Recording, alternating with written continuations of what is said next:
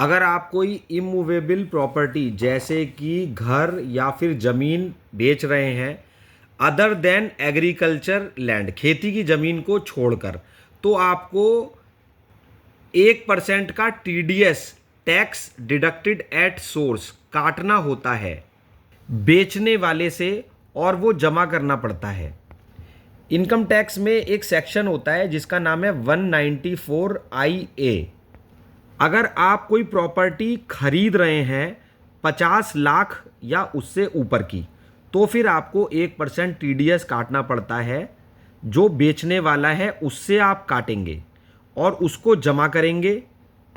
अगर आप 50 लाख से नीचे की प्रॉपर्टी खरीद रहे हैं तो फिर आपको 1% का टीडीएस नहीं काटना है। बहुत आसानी से समझ में आ जाएगा। एक फॉर्म होता है फॉर्म 26 क्यूबी। ये फॉर्म 26 क्यूबी भरना होता है। इसमें आप खरीदने वाले का परमानेंट अकाउंट नंबर यानी कि पैन वो फिल करेंगे, उसके डिटेल फिल करेंगे। आपको 1% का TDS tax deducted at source पे करना है गवर्नमेंट को।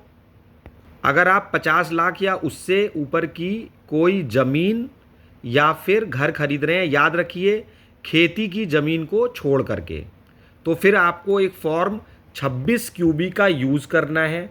उस 26 क्यूबी फॉर्म को भरना है और 1%, जैसे कि मान लीजिए आपने कोई प्रॉपर्टी 60 लाख रुपए की खरीदी, तो आपको 60,000 रुपये सेलर से, बेचने वाले के से काटने हैं।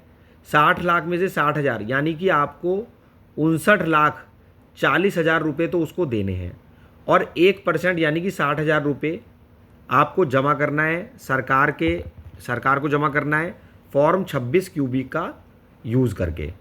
अब जब आप फॉर्म 26 क्यूबी का यूज़ कर लेंगे तो उसके बाद आपको एक फॉर्म जिसका नाम होता है 16B, वो आपको बेचने वाले को देना होता है।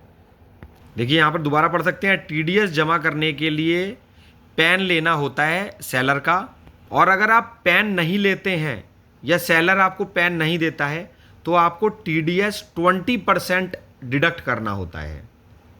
20% काट के, जैसे सेल वैल्यू 60 लाख है तो उसका 20% काट करके तब आप सेलर को जमा करेंगे, अगर आप उसका पैन नहीं भरते हैं 26 क्यूबी फॉर्म में।